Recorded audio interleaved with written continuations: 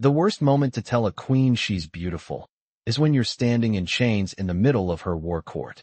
Daniel Carter could still taste metal in the back of his throat from the recycled air of the alien carrier as two armored guards marched him forward across the polished black floor.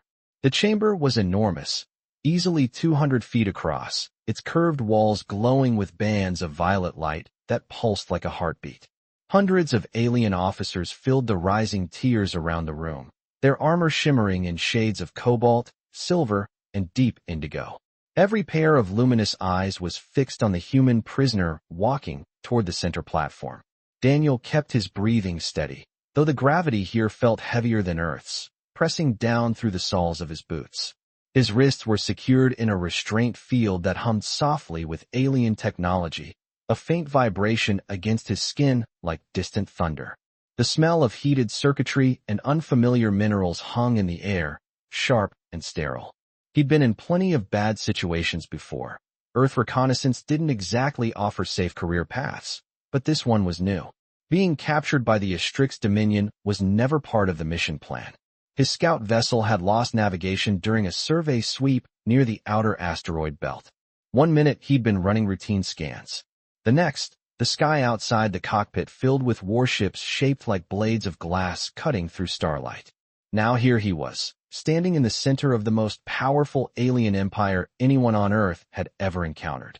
A voice echoed through the chamber, smooth but carrying the weight of command. Human prisoner identified as Daniel Carter. The translation implant in Daniel's collar whispered the words into English a fraction of a second later. Recon officer. Earth Alliance. A ripple of murmurs spread through the officer's gallery. Daniel lifted his chin slightly, scanning the room. Tall figures with iridescent skin watched him with cool curiosity. Some looked amused. Others looked deeply unimpressed. Humans, after all, were newcomers to this part of the galaxy. Ambitious, fast-moving, and, according to most alien reports, recklessly unpredictable.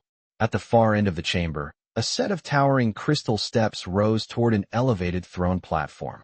That was where the attention of the entire room was truly focused. And that was where she sat, Queen Lysera of the Astrix Dominion. Even from 70 feet away, Daniel could tell she was taller than any of the warriors surrounding him. Nearly 8 feet in height when she stood, if the intelligence files were right. Her skin carried a faint violet glow beneath the chamber lights, like polished stone reflecting starlight. A long mantle of silver fabric draped across the throne behind her shoulders, its surface shifting with subtle geometric patterns that looked almost alive. But what caught Daniel's attention most were her eyes. Bright gold, calm, studying him the way a scientist might examine a strange new specimen. One of the generals stepped forward beside the platform, armor plates clicking softly with each movement. His voice carried sharp authority. Your Majesty, the human vessel entered Dominion territory without authorization. Protocol suggests immediate disposal. The word disposal translated cleanly in Daniel's ear. Efficient, clinical, like throwing away a broken tool. Another officer spoke from the gallery above. Humans are impulsive creatures. Perhaps interrogation would reveal useful tactical insight. A third voice answered, skeptical. Or perhaps he simply crashed where he should not have. Daniel shifted his weight slightly, the gravity tugging at his muscles. He could feel the entire court debating his fate like he wasn't even there. Typical first contact diplomacy, he thought dryly. Queen Lysera remained silent through the exchange. Her fingers rested lightly against the armrest of the throne, long and steady. Her posture relaxed in a way that made the entire room feel smaller. Eventually, the murmuring faded. All eyes returned to her. She rose from the throne with slow, deliberate grace. The chamber went completely still.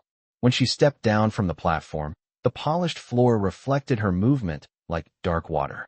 Each step echoed softly across the room as she approached the human prisoner, standing alone in the center circle. Daniel realized something as she came closer. She wasn't surrounded by guards. She didn't need them. By the time she stopped in front of him, the top of Daniel's head barely reached her shoulder. Up close, the golden glow of her eyes was even more striking. Curious, assessing, not hostile, just interested. The queen tilted her head slightly. You crossed 3 defense zones before our fleet intercepted you. Her translated voice carried a low musical resonance, calm and controlled. Most intruders do not survive that long. Daniel gave a small shrug despite the restraint field around his wrists. Guess my navigation system was feeling optimistic.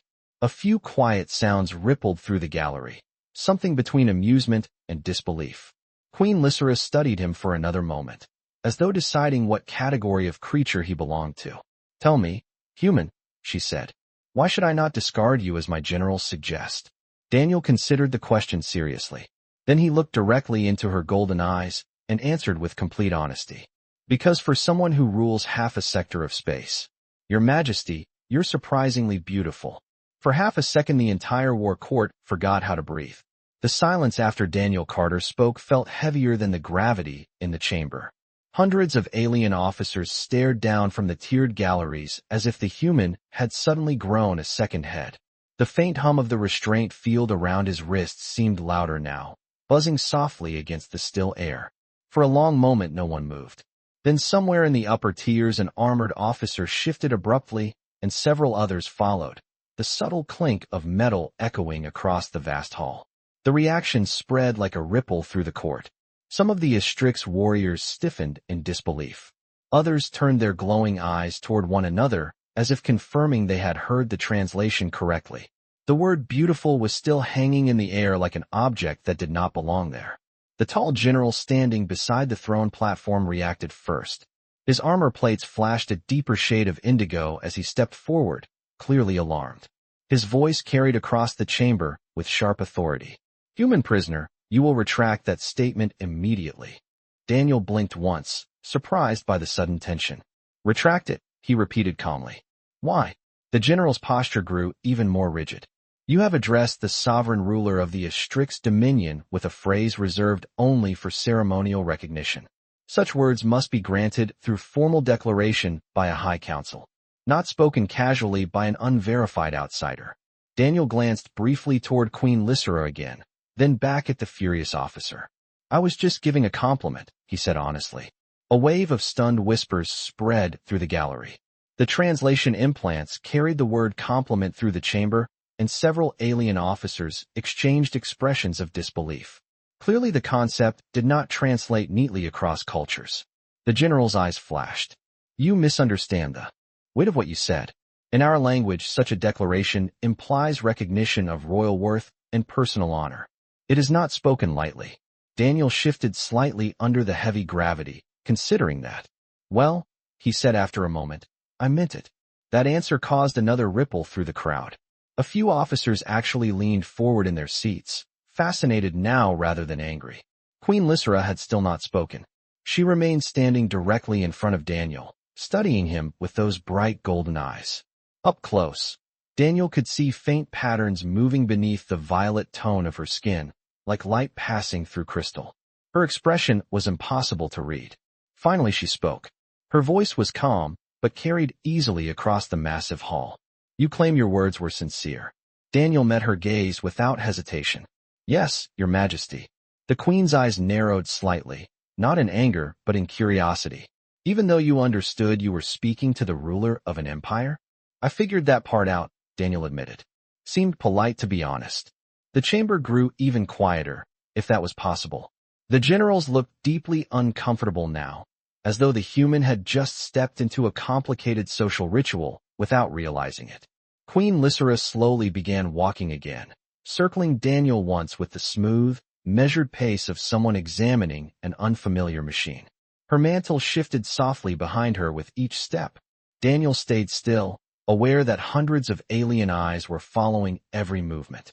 When she stopped in front of him again, her gaze held a spark of something new. Amusement. Human Daniel Carter, she said thoughtfully.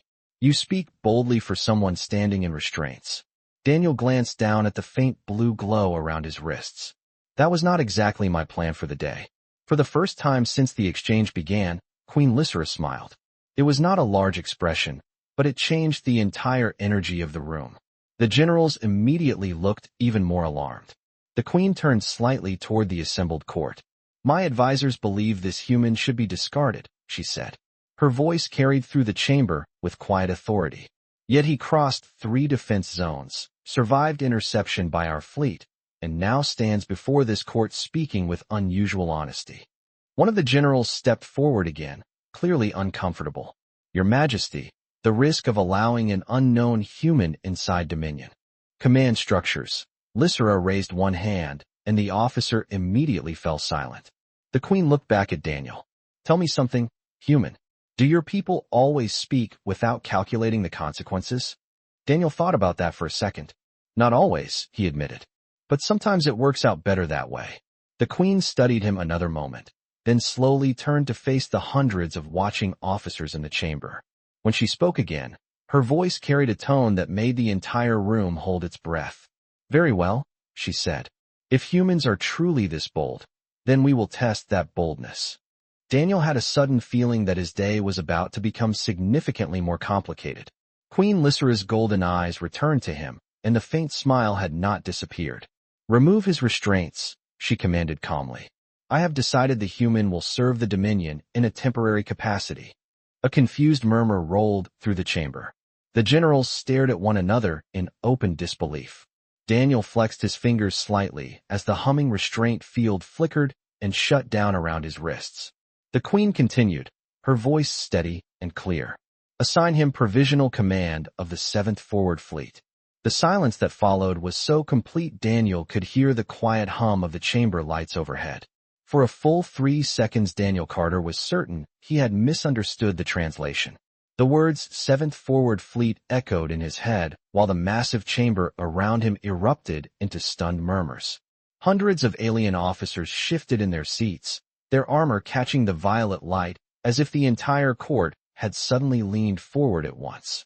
Daniel flexed his hands slowly now that the restraint field had vanished, the tingling in his wrists fading. He glanced from the Queen to the generals and then back again. I am sorry, he said carefully, making sure the translator in his collar caught every word clearly. Did you just say fleet? The reaction from the officer gallery was immediate. Several Astrix commanders spoke at once, their voices layered with disbelief. One tall general with silver-edged armor stepped forward again, clearly struggling to keep his composure. Your Majesty, he said firmly, the 7th Forward Fleet is currently deployed along the outer defense corridor. It contains 32 war vessels and over 9,000 personnel. Daniel blinked. That was significantly more responsibility than he had expected when he woke up that morning. Queen Lysera remained perfectly calm. She looked down at the general with a steady gaze that made the officer fall quiet. Your report is accurate, she said, which is why the assignment will be educational. The word educational traveled through the chamber like a strange new concept. Daniel rubbed the back of his neck, still processing what was happening. Just so we are all on the same page, he said slowly, I arrived here by accident. My ship barely holds together above 100 miles per hour, and now you want me to run 32 alien warships. A faint ripple of amusement passed through the court again. Queen Lysera studied him with interest. You crossed 3 defense zones in a vessel designed for exploration, she replied. You stood before my court and spoke without fear. And you survived the attention of my generals. Daniel glanced briefly toward the row of officers who had been arguing for his disposal only minutes earlier. Several of them were now staring at him like he was some kind of unpredictable science experiment. Survived might be a strong word, he muttered. The Queen tilted her head slightly. Your people are known for adaptation. Is that not correct? Daniel gave a small shrug. We try. Queen Lysera turned toward the gathered commanders. Her voice carried a quiet authority that filled the enormous chamber without effort. The 7th Forward Fleet will conduct a routine patrol through the outer asteroid corridor within the next rotation cycle. Commander Tauren has reported repeated navigation interference in that region. The same general who had been arguing earlier stiffened slightly. The interference has complicated our formation maneuvers, Your Majesty. The Queen nodded once, then looked back toward Daniel. Your task will be simple, human. Observe the fleet during the patrol. If you possess the adaptability you claim, you will offer a strategic solution. Daniel raised an eyebrow. And if I do not? The Queen's golden eyes reflected the chamber lights like distant stars. Then my generals will be proven correct about your species. The General Tauren folded his arms with visible satisfaction. Clearly he expected that outcome. Daniel looked around the massive hall again. Rows of alien officers watched him with a mixture of curiosity and skepticism. This entire empire clearly believed humans were reckless newcomers. Improvisers. Unpredictable. Daniel let out a slow breath and straightened his shoulders slightly. All right, he said. Let us see what happens. A faint smile returned to Queen Lysera's face. Excellent.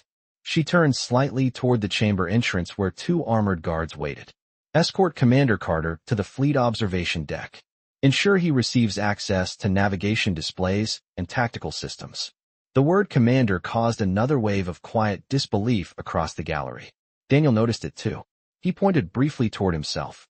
We are using that title already. One of the guards motioned politely toward the exit corridor nearly 100 feet away. Queen Lysera answered before he could take a step. Titles, she said calmly, often become real through use. Daniel walked toward the towering doorway as hundreds of alien officers continued watching him in silence.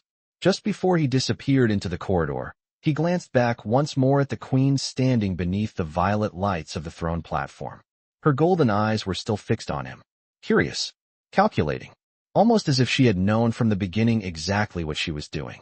The observation deck of the Astrix flagship stretched nearly 300 feet from wall to wall, a curved chamber of transparent crystal that revealed the endless darkness of space beyond. Daniel Carter stepped through the doorway behind the armored escort and immediately slowed down. Outside the massive viewing arc, 32 alien warships drifted in perfect formation like a silent constellation.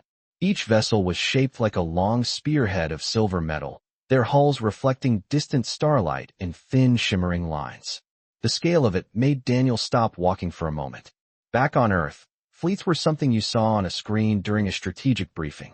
Here they were floating outside the window like mountains made of steel. One of the Astrix officers waiting near the center console turned as Daniel approached. He was taller than most of the warriors Daniel had seen so far, his armor a darker shade of blue with thin gold markings along the shoulders. His expression suggested he had not volunteered for this assignment. Human, the officer said in a steady voice as the translator relayed the word. I am Fleet Coordinator Seraph. Until further notice, I am responsible for ensuring your observation proceeds efficiently. Daniel gave a small nod. Good to meet you, Seraph. The alien did not return the gesture. Instead, he activated a series of glowing panels across the central command console. Holographic projections immediately rose into the air, forming a three-dimensional display of the surrounding asteroid corridor. Hundreds of small rocky bodies floated through the projection like slow-moving islands. This region extends approximately 600 miles across, Seraph explained. Navigation interference has been reported during fleet maneuvering. Our vessels occasionally experience temporary signal disruption when passing through this field. Daniel leaned closer to the holographic display. The asteroid cluster rotated slowly in midair, while thin lines of light marked the current positions of the Astrix warships. He could already see something interesting. The formation was extremely precise. Each ship maintained an identical distance from the others, forming a perfectly balanced geometric pattern. It was impressive. It was also very predictable. You keep the fleet in this formation all the time? Daniel asked. Seraph looked slightly confused by the question. It is the standard defensive alignment of the Astrix Dominion. Daniel nodded slowly. Right. He folded his arms while studying the moving projection. The asteroids drifted in complex patterns, their trajectories crossing at irregular angles. Some moved quickly while others barely shifted at all. Daniel had spent years navigating through unpredictable environments while flying survey missions. Asteroid belts had a rhythm to them once you watched long enough. The Astrix fleet, however, was moving like a rigid grid trying to pass through flowing water. Coordinator Seraph, Daniel said after a moment. Has anyone tried changing the formation? The alien officer stared at him. Changing it? Yes. Daniel pointed toward the holographic projection. Your ships move like they are connected by invisible lines. But those rocks out there do not follow neat patterns. If the fleet spreads out more, each ship could adjust individually. Seraph considered the idea, clearly skeptical. Our formations are designed for unity and coordinated response. Independent maneuvering introduces unnecessary uncertainty. Daniel smiled slightly. Sometimes uncertainty is useful. The officer studied him carefully. Around them, several Astrix technicians had gathered near the outer consoles, pretending to focus on their instruments while listening to the conversation. Daniel gestured toward the holographic map again. "Let me show you something." He reached forward and rotated the projection slightly, tracing a new pattern through the asteroid cluster with his finger. "If each ship moves like this instead of like this," he said while adjusting the glowing markers, "the interference zones will not hit the entire fleet at the same time." The holographic warships rearranged themselves according to the path Daniel suggested. The result looked far less symmetrical than before, but it also flowed around the asteroid movement instead of fighting against it. Sareth remained silent for several seconds. Then he slowly turned his head toward the enormous viewing window where the real fleet floated beyond the glass. "You believe your species calls this improvisation?" he asked. Daniel gave a small shrug. "We usually call it Tuesday." Across the command deck, several technicians exchanged glances. The Astrix had built one of the most disciplined fleets in the known sector. But now a human explorer who had arrived by accident was casually suggesting they fly differently. Sareth looked back at the projection again, his expression thoughtful for the first time since Daniel arrived. "The patrol cycle begins in 40 minutes, he said slowly. "If we adjust the formation as you propose, the fleet will be relying on a strategy created by someone who was standing in restraints less than 1 hour ago." Daniel nodded. "That sounds about right." The alien officer studied him one more time before turning toward the communications console. His voice carried across the deck as he issued the command. "Seventh Forward Fleet," Sareth announced calmly. "Prepare to initiate a modified patrol formation." Across the dark ocean of space outside the observation window, the first Astrix warship slowly shifted its position. 40 minutes later, the 7th Forward Fleet was no longer the perfect geometric sculpture Daniel Carter had first seen through the observation deck window. The ships had spread out across the asteroid corridor in a loose drifting pattern that looked almost chaotic compared to the rigid Astrix formation doctrine. From the outside, it probably looked wrong. From Daniel's perspective, it looked alive. He stood beside the central navigation console while the holographic projection updated every few seconds, tracking the position of each vessel as they moved through the 600-mile wide field of rock and drifting mineral debris. The observation deck had grown noticeably quieter since the maneuver began. Astrix technicians moved carefully between the glowing panels, their eyes occasionally flicking toward the humans standing at the center of their command deck. Daniel could feel their curiosity like static in the air. No one had stopped him, but no one trusted him either. Fleet Coordinator Sareth stood beside the communications console with his arms folded across his chest. His expression had not changed since the moment he gave the order to modify the formation. Yet his golden eyes moved constantly between the holographic map and the real fleet outside the crystal window. One by one, the silver spear-shaped warships adjusted their trajectories. The movement was subtle but unmistakable. Instead of maintaining equal distance in straight lines, each vessel now drifted slightly off pattern, giving itself room to adjust independently around the floating asteroids. The largest asteroid cluster ahead rotated slowly through the corridor like a grinding wheel of dark stone nearly 3 miles across. Under the old formation, the fleet would have been forced to compress and maneuver carefully around it. Now the ships simply flowed around the obstacle from multiple angles. Daniel pointed at the projection as the first vessels passed the interference zone. "There," he said quietly. Sareth leaned closer to the display. A thin band of static flickered briefly across one of the ship markers before disappearing. Signal disruption lasted 2.3 seconds, one of the technicians reported. Minimal effect on navigation. Another marker passed through the same region seconds later. The result was the same. The disruption hit each ship separately instead of affecting the entire fleet at once. Sareth watched the pattern repeat 3 more times.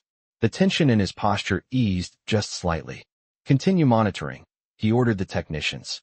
Daniel stepped closer to the window where the real ships drifted against the black ocean of space. From this distance, they looked like bright metal birds weaving through a storm of floating stone. The entire maneuver felt strangely familiar to him. Earth survey pilots had learned long ago that rigid formations did not survive unpredictable environments. Flexibility did. Adaptation did. Behind him, the communication console chimed softly. One of the junior officers turned towards Sareth. Coordinator, incoming message from the Royal Command Channel. The entire deck became still again. Everyone in the room knew who that meant. Sareth accepted the transmission immediately. A moment later, the holographic projection shifted, forming the tall violet figure of Queen Lysera in the center of the deck. Even as a projection, she carried the same quiet authority that had silenced an entire war court earlier that day. Her golden eyes moved slowly across the room before settling on Daniel. "Fleet Coordinator," she said calmly. "Report." Sareth straightened. "Your Majesty, the 7th Forward Fleet has initiated the modified patrol pattern suggested by the human commander. Navigation interference has been reduced significantly." Lysera's gaze remained on Daniel. "Interesting," she said softly. Daniel shifted his weight slightly under the attention. "We are still testing it," he said, "but it seems to be working." The Queen studied him for a moment that felt longer than it should have. Around the deck, the Astrix officers remained silent, waiting for her response. Finally, Lysera spoke again. "Continue the patrol," she instructed. "I will observe the results personally." The holographic projection faded, leaving the command deck quiet once more. Sareth looked back toward the window where the fleet continued weaving through the drifting asteroid field with surprising ease. For the first time since Daniel arrived, the coordinator gave a small, thoughtful nod. "Human Carter," he said slowly, "it appears your Tuesday strategy may have merit." Daniel allowed himself a small smile as another warship glided smoothly through the interference zone without difficulty. Somewhere far above the observation deck, Queen Lysera was watching every movement of the fleet. The 7th Forward Fleet had been moving through the asteroid corridor for nearly 20 minutes when the first real sign of change appeared. Daniel Carter noticed it before anyone else on the observation deck said a word. It was a small detail at first. A subtle rhythm in the holographic display hovering above the central console. The asteroid field was no longer forcing the fleet to slow down. The warships were gliding through the drifting rocks with a smooth confidence that had not existed earlier in the patrol. Daniel leaned slightly closer to the projection while the soft glow of the navigation display reflected across his face. Each ship marker adjusted its path independently, bending around the larger asteroids like a flock of birds avoiding tree branches. The pattern was not symmetrical anymore, but it was efficient. Behind him, one of the Astrix technicians spoke quietly into the communications panel. "Navigation stability remains consistent across all vessels. Interference impact reduced by 84%. Fleet Coordinator Sareth slowly exhaled through his nose. The sound was subtle but noticeable in the quiet command deck. His eyes remained fixed on the projection. "Confirm the readings," he said. "I want verification from at least 5 separate ships." A series of glowing indicators appeared on the display as incoming confirmations arrived. Each one reported the same result. The fleet was moving faster, smoother, and with fewer interruptions than before. Daniel folded his arms loosely while watching the ships continue their adjusted patrol routes. Outside the enormous observation window, the stars looked steady and cold, while the silver warships drifted between slowly rotating asteroids.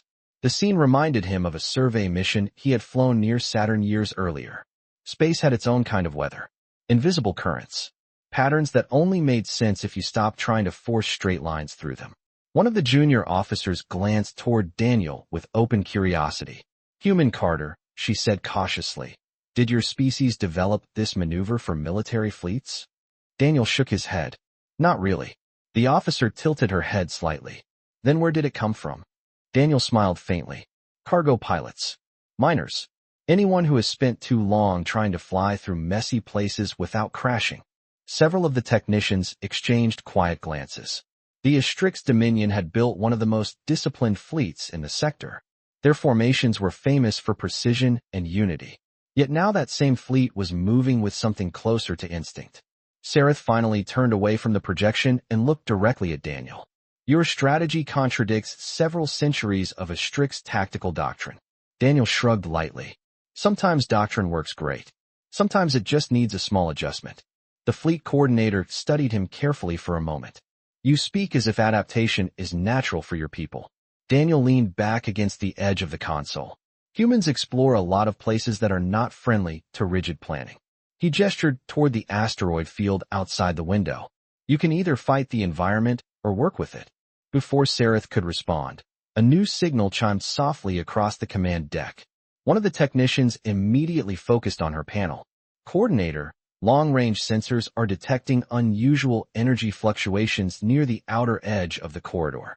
The holographic display shifted slightly as the system highlighted a distant region nearly 300 miles ahead of the fleet's current position. A faint cloud of electromagnetic distortion shimmered across the map like heat rising from asphalt on a hot day. Sareth's expression sharpened. Is the interference consistent with previous reports? The technician studied her instruments. Negative. The energy pattern is larger than expected. Daniel stepped closer to the display again. The distortion zone covered nearly 50 miles of open space, far larger than the smaller disruptions the fleet had already passed through. He rubbed his chin thoughtfully. That might complicate things. Sareth turned toward him. Your modified formation should allow the ships to adjust individually. Daniel nodded slowly, but his eyes remained fixed on the projection. It will help, he said, but something that big might move differently. Across the observation deck, several officers leaned toward their consoles, scanning the incoming data with growing interest. The 7th Forward Fleet continued its steady approach toward the distortion zone while the silver ships drifted calmly between the asteroids. Above them, somewhere in the Royal Command levels of the carrier, Queen Lysera was still watching the patrol unfold in real time. And for the first time since the fleet began moving, Daniel Carter felt the faint sense that the real test was only just beginning. The distortion zone grew larger on the holographic display with every passing minute. Daniel Carter watched the shimmering cloud of energy expand across the projection like a slow-moving storm front. It did not behave like the smaller interference pockets the fleet had already passed through. Those had been scattered disruptions caused by mineral density and electromagnetic echoes from the asteroids. This was different. The energy pattern drifted in wide, uneven pulses, expanding and shrinking as if the corridor itself was breathing. On the observation deck, the quiet tension returned. Astrix technicians moved between their consoles with sharper focus now, their glowing control panels reflecting across the polished floor. Outside the crystal viewing arc, the silver warships of the 7th Forward Fleet continued their patrol, spreading through the asteroid field in the flexible formation Daniel had suggested earlier. Fleet Coordinator Sareth stood beside the navigation console with his arms folded, studying the incoming data. Distance to the anomaly? He asked calmly. One of the technicians responded without looking away from her instruments. 240 miles, Coordinator. Daniel leaned closer to the projection again.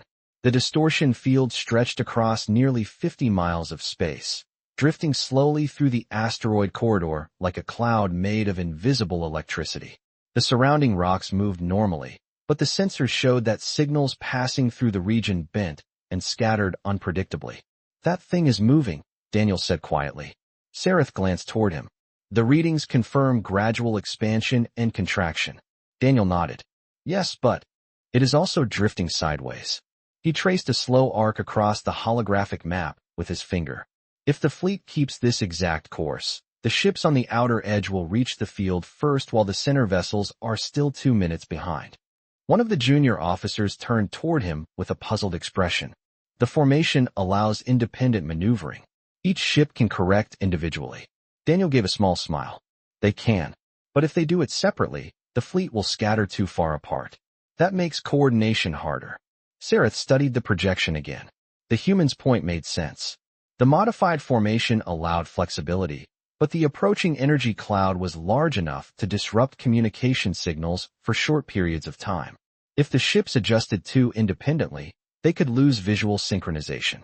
Daniel rubbed his chin thoughtfully. Back on Earth, we run into situations like this during atmospheric storms. Sareth looked at him. Your vessels travel through planetary weather systems? Daniel chuckled softly. Sometimes we have to. He tapped the projection again and began adjusting the fleet markers one by one. The glowing warship icons shifted into a new curved alignment that flowed around the approaching distortion zone instead of driving directly through the center. If the ships arc slightly around the edge of the field, Daniel explained, they stay close enough to maintain visual spacing even if the sensors glitch for a few seconds. The holographic map updated in real time as the new formation appeared.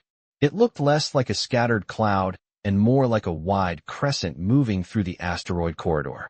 Sareth remained silent for several seconds while he studied the adjustment. The logic was simple, but it required abandoning the straight-line approach completely. "Communications," he said finally. "Transmit the revised formation to the fleet."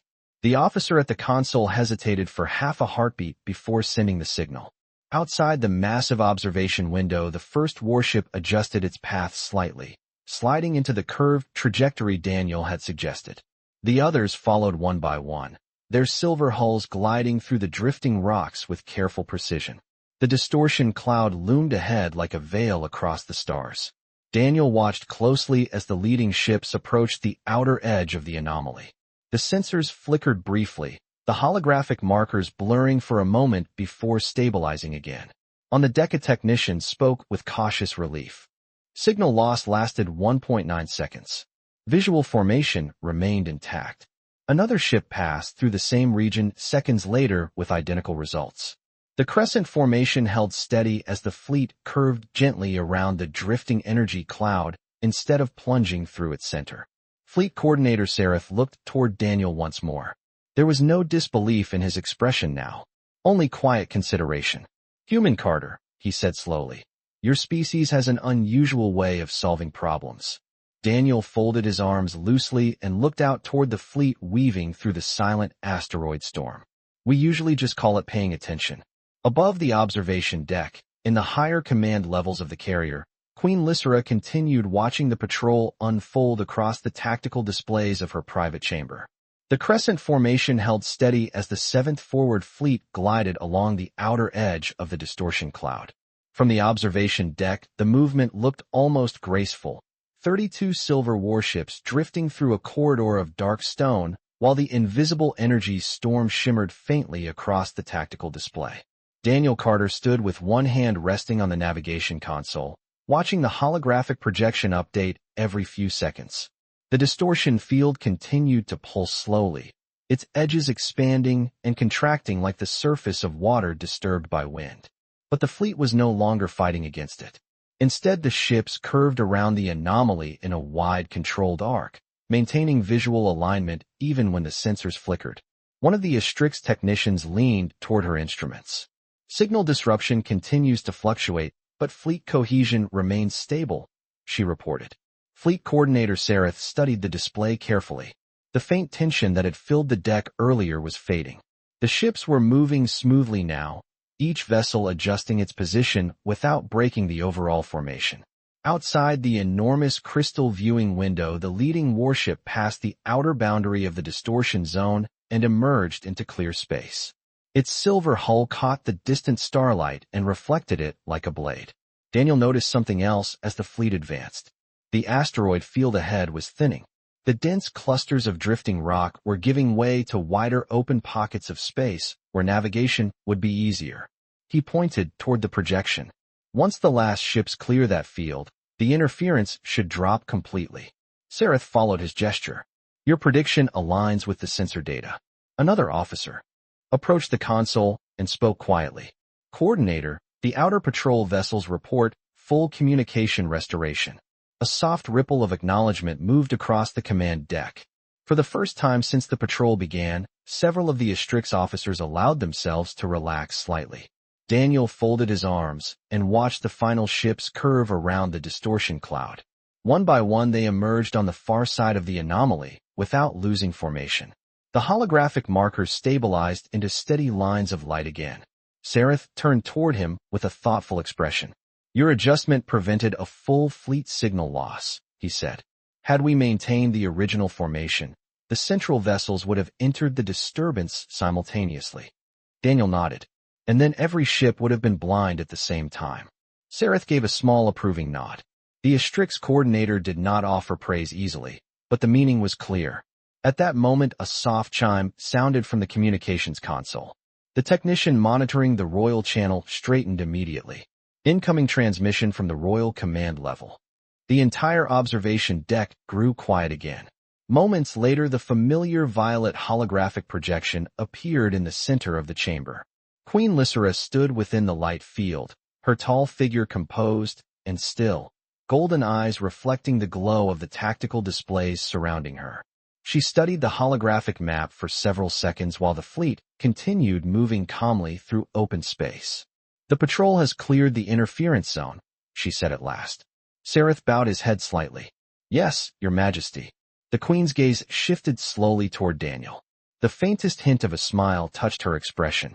"Human Carter," she said, "it appears your improvisation has value." Daniel shifted his weight casually. "Glad it helped." Lysera regarded him with quiet curiosity. "Your species approaches challenges differently than the Astrix Dominion."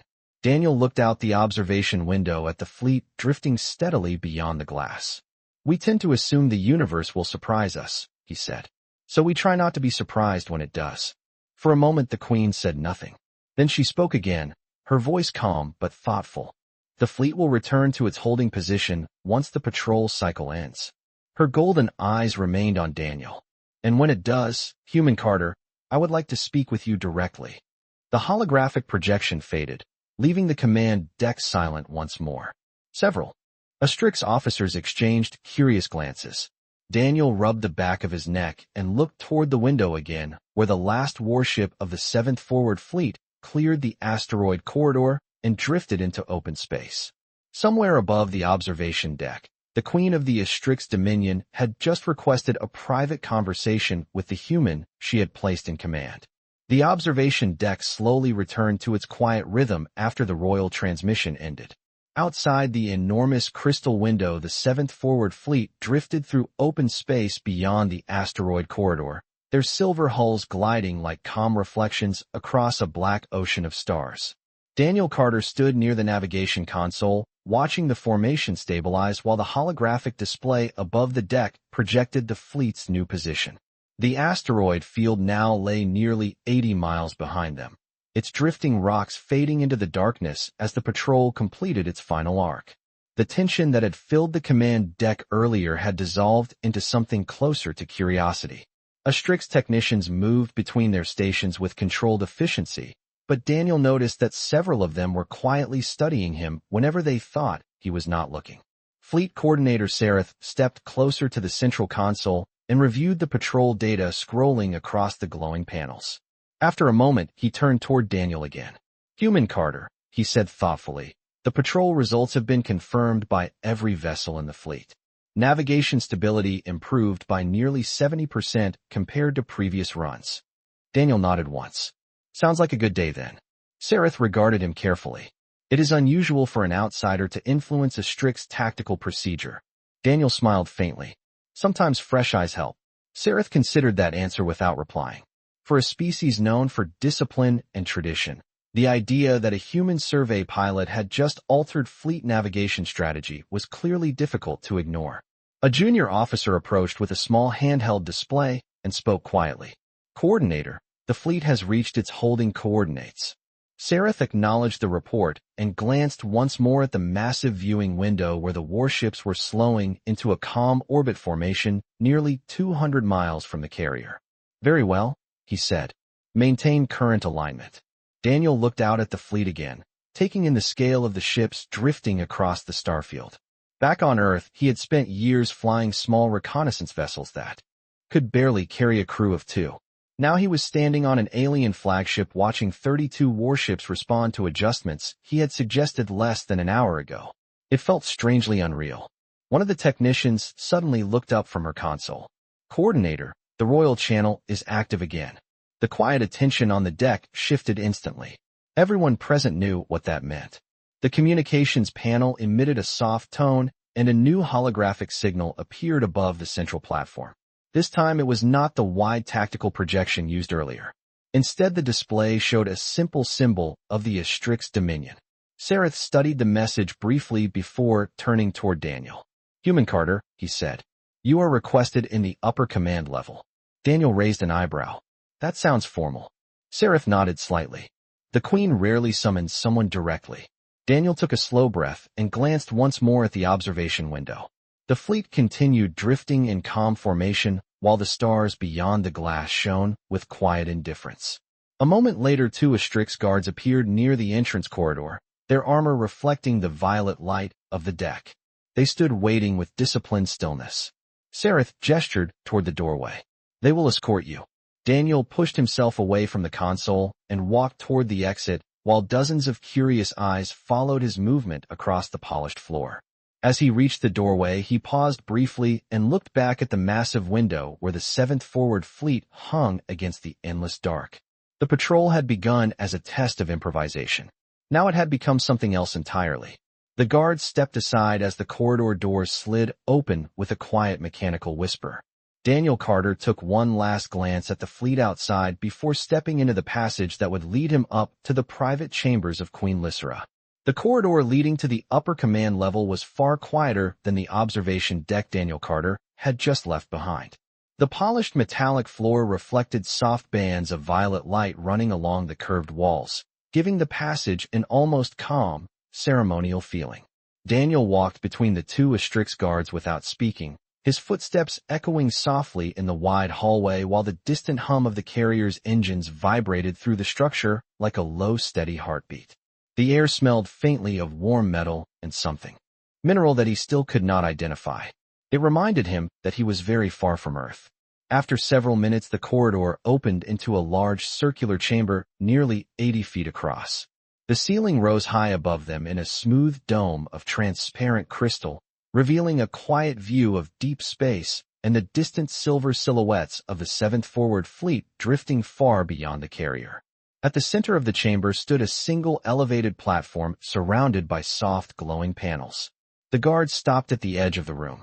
One of them gestured forward. "The human Carter will proceed alone," the translator in Daniel's collar whispered. Daniel nodded once and stepped forward. As he approached the platform, he noticed that Queen Lysera was already standing there, her tall violet figure framed by the soft starlight filtering through the crystal ceiling. Without the crowded war court or the busy command deck around her, the queen seemed even more composed than before. Her silver mantle hung lightly behind her shoulders, and the golden glow of her eyes reflected the stars above.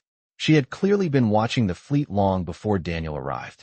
For several seconds, neither of them spoke. Daniel stopped a few feet away from the platform and looked up at her. "You wanted to see me," he said calmly. Lysera regarded him with quiet curiosity. "Yes," she replied. Her voice carried the same smooth resonance he had heard earlier in the war court. The patrol results were enlightening. Daniel folded his arms loosely. "Your fleet handled the maneuver well." The queen tilted her head slightly. "It was your maneuver." Daniel shook his head. "Your ships flew it." For a moment, the faintest hint of amusement touched her expression. "You continue to speak with unusual confidence for someone who arrived here by accident." Daniel considered that. "Accidents happen," he said. "What matters is what you do next." Lysera stepped down from the platform and began walking slowly across the chamber. Even without guards or officers around her, the quiet authority in her posture filled the room. She stopped beside the crystal wall and looked out at the distant fleet. "For many cycles my commanders have studied the interference patterns within that asteroid corridor," she said. "They analyzed them with precise instruments and calculated optimal formations." She turned her head slightly toward Daniel.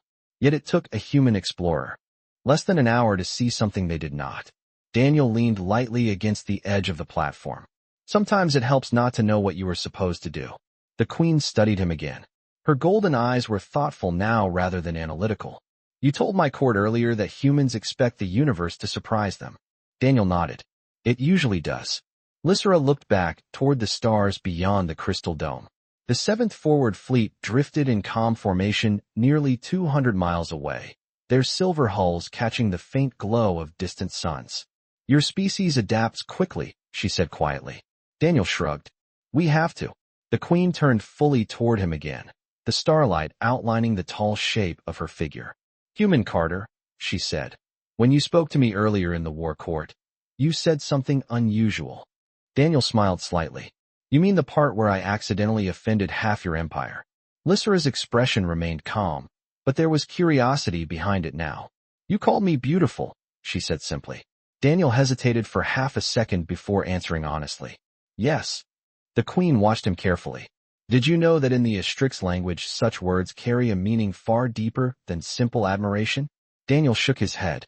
No. Lysera stepped a little closer, the faint glow of the chamber lights reflecting in her eyes. "Among my people, A declaration like that acknowledges not only appearance but character, judgment, and worth. She paused. It is not a phrase spoken lightly. Daniel met her gaze. I meant it. For a moment the quiet chamber held only the distant hum of the carrier and the slow drifting movement of the fleet beyond the glass. Then the Queen's expression softened into the faintest smile. Yes, she said quietly. I believe you did. For several seconds after Queen Lysera spoke, the quiet chamber remained perfectly still. Daniel Carter could hear the distant hum of the carrier's systems vibrating gently through the floor beneath his boots, while the stars above the crystal dome drifted slowly across the ceiling. The silver shapes of the 7th Forward Fleet hung in the darkness nearly 200 miles away, their lights faint but steady. Lysera continued watching him with that same calm golden gaze, as if measuring something deeper than the words he had spoken earlier. Daniel shifted his weight slightly and rubbed the back of his neck. Back on Earth, he said. Calling someone beautiful usually just means you think they look nice. The Queen tilted her head with quiet curiosity. Your species separates appearance from character. Daniel gave a small shrug. Sometimes we do. Lysera walked slowly toward the crystal wall again and looked out at the distant fleet. Among the Astrix, those ideas are rarely divided, she said. To call someone beautiful means recognizing harmony in how they think, decide, and lead. She paused while studying the ships far beyond the glass. That is why my generals reacted so strongly when you said those words before the court. Daniel thought about the stunned silence that had followed his comment earlier that day. I guess that explains the reaction. The Queen's voice remained thoughtful. My advisors believed you had spoken recklessly. Some thought you were attempting to provoke the court. She turned slightly toward him again. Yet you did not retract your statement even after being warned. Daniel leaned lightly against the edge of the platform again. Because it was true. Lysera studied him for a long moment before responding. Most individuals in that situation would have changed their words to protect themselves. Daniel looked out at the stars above the dome.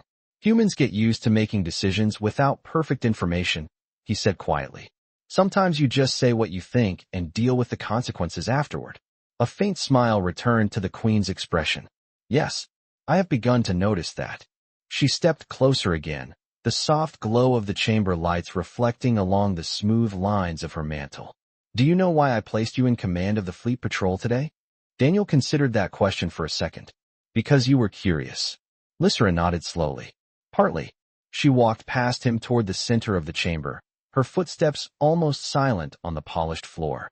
My generals are brilliant strategists. Their discipline has allowed the Astrix dominion to expand across dozens of star systems. She stopped beside the central platform and rested one hand lightly against the glowing control panel there. But discipline can sometimes become predictable. Daniel nodded in understanding. Rigid thinking. The Queen looked up at him again. Exactly. She gestured toward the fleet drifting beyond the dome.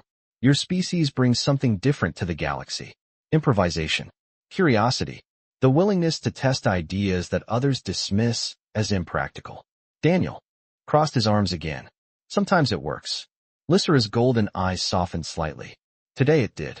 The quiet room filled again with the distant hum of the carrier, while both of them looked out at the fleet for a moment. Then the Queen spoke again, her voice thoughtful but steady. There is another reason I summoned you here. Daniel raised an eyebrow. I figured there might be. Lysera turned fully toward him once more. Your accidental arrival has already changed how my commanders view human strategy. She paused before continuing. But there are larger challenges facing the Dominion than asteroid patrol routes. Daniel straightened slightly. What kind of challenges? The Queen studied him carefully, the faint glow of the stars reflecting in her golden eyes. The kind that require minds willing to see the universe differently. She took a slow step closer. Tell me, Human Carter, she said quietly. If the opportunity appeared, would you consider remaining here to help guide the fleets of the Astrix Dominion? The question hung in the silent chamber while the distant warships drifted peacefully beyond the glass ceiling. Daniel Carter did not answer immediately. The question hung quietly in the chamber while the slow movement of distant stars drifted across the crystal dome above them. Nearly 200 miles away, the 7th Forward Fleet floated in calm holding formation, their silver hulls glinting softly like a scattered constellation. Daniel rested one hand against the edge of the platform and looked out at the fleet for several long seconds. That is a serious offer, he said at last. Queen Lysera remained still, watching him with the same calm attention she had shown since the moment he entered the chamber. It is a serious situation, she replied. Daniel turned his head slightly. You mentioned larger challenges. The queen nodded once. The Astrix dominion has expanded quickly during the past century. Our fleets protect trade routes that stretch across dozens of star systems. That growth has brought prosperity to many worlds. She paused before continuing. But it has also created new uncertainties. Daniel crossed his arms loosely while listening. Competition. Lysera walked slowly back toward the crystal wall and looked out into the darkness beyond the carrier. Several neighboring civilizations are watching our expansion carefully. Some admire it. Others question it. She glanced toward the distant fleet again. My commanders understand discipline, structure, and strength. Those qualities built our empire. Daniel nodded. But they might not be enough anymore. The queen looked back at him with quiet approval. Exactly. She stepped closer again, her golden eyes reflecting the faint glow of the chamber lights. The galaxy is changing. Navigation routes shift. Alliances shift. Even the behavior of space itself can surprise us. Daniel smiled faintly. That part sounds familiar. Lysera studied him carefully. Your species has explored unstable environments since the earliest days of its space travel. Human crews adapt quickly when conditions change. Daniel thought briefly of the dozens of survey missions he had flown near unpredictable asteroid belts and unstable planetary rings. We had to learn, he said. The queen's voice softened slightly. Today you demonstrated something that my commanders rarely practice. You allowed the environment to guide your thinking rather than forcing the fleet to follow rigid patterns. Daniel looked out at the fleet again. Sometimes control is not about holding everything tightly. Sometimes it is about letting things move. Lysera nodded slowly. That perspective could become valuable for the Dominion. For a moment neither of them spoke, while the quiet hum of the carrier filled the chamber. Daniel finally looked back at her. If I stayed, he said carefully, I would not be replacing your commanders. No, Lysera replied immediately. You would be expanding how they think. Daniel considered that answer. I would still be human, he said. My ideas would come from a different way of seeing things. The queen's expression held a faint trace of a smile. That is precisely why I asked. Daniel walked a few steps closer to the crystal wall and studied the fleet drifting through the distant starlight. 32 warships had followed the adjustments he suggested earlier without hesitation once the order was given. The thought was still difficult to process. Back on Earth, he had been just another reconnaissance pilot scanning empty sectors for survey data. Now an alien empire was asking him to help guide their fleets. After a moment, he spoke again. If I agree to help, he said slowly, I will probably ask questions your commanders have never considered. Lysera's golden eyes brightened slightly. Good. Daniel gave a small laugh under his breath. And sometimes the answers will be uncomfortable. The queen met his gaze without hesitation. Progress often is. The two of them stood in quiet reflection for another moment while the stars beyond the crystal dome continued their silent movement. Finally, Daniel turned fully toward her. All right, he said calmly. If your empire truly wants a different perspective, I can stay for a while and see where it leads. Lysera's faint smile returned, stronger now than before. I suspected you might say that. The distant fleet continued drifting peacefully through space while the first unexpected alliance between a human explorer and the Astrix Dominion quietly began to take shape. The chamber remained quiet after Daniel Carter agreed to stay. Above them, the slow movement of stars across the crystal dome continued without concern for the decisions being made beneath it. Nearly 200 miles away, the silver ships of the 7th Forward Fleet drifted in steady formation, their lights reflecting softly across the darkness of space. For a moment, Queen Lysera simply observed the humans standing before her, as if committing the moment to memory. Then she turned slightly toward the wide viewing arc where the distant fleet glowed against the starfield. You realize, she said calmly, that this decision will surprise many of my commanders. Daniel leaned lightly against the platform railing and followed her gaze toward the ships. I figured that part out already. Lysera allowed a faint smile. The Astrix Dominion values tradition. Many will question the wisdom of allowing an outsider to influence fleet strategy. Daniel shrugged. Back home we call that Tuesday. The queen's expression warmed slightly at the familiar phrase. She stepped closer to the viewing wall where the fleet hovered like a constellation of polished metal. My generals are disciplined and loyal, she said. But discipline can sometimes make new ideas difficult to accept. Daniel nodded. Humans have that problem too. We just argue about it louder. Lycera studied him again, the golden glow of her eyes steady and thoughtful. You speak often with humor when discussing serious matters. Daniel looked back at the stars overhead. It helps keep things in perspective. The queen remained silent for a moment before speaking again. Today you changed the movement of an Astrix fleet with a simple observation about how the universe behaves. She gestured toward the distant ships. Those vessels protect dozens of worlds and trade routes across our territory. Daniel watched the fleet drifting quietly beyond the carrier. And today they also learned something new. Lycera nodded slowly. As did I. She walked back toward the center of the chamber and stood beside the glowing control platform. Tomorrow the fleet commanders will assemble for a strategic council. Her gaze returned to Daniel. You will attend. Daniel raised an eyebrow. That sounds like a room full of people who are not going to like me very much. The queen's faint smile returned. Perhaps not at first.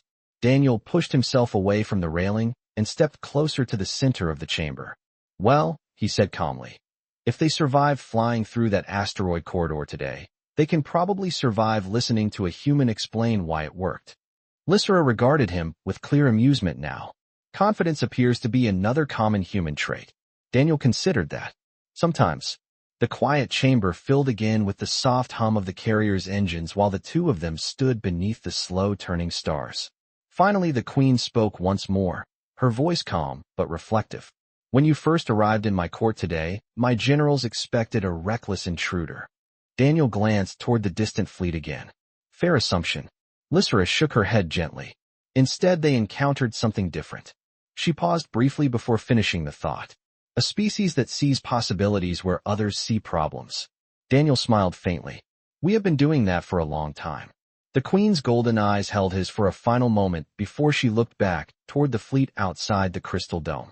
Then perhaps, she said quietly, the Astrix Dominion has much to learn from humanity. Daniel followed her gaze as the distant warships continued drifting peacefully through the darkness. Somewhere beyond those stars waited a galaxy filled with unknown routes, shifting alliances, and challenges no fleet formation had ever solved before. For the first time since his ship had drifted into Astrix territory, Daniel Carter felt the quiet certainty that he had arrived exactly where he was meant to be.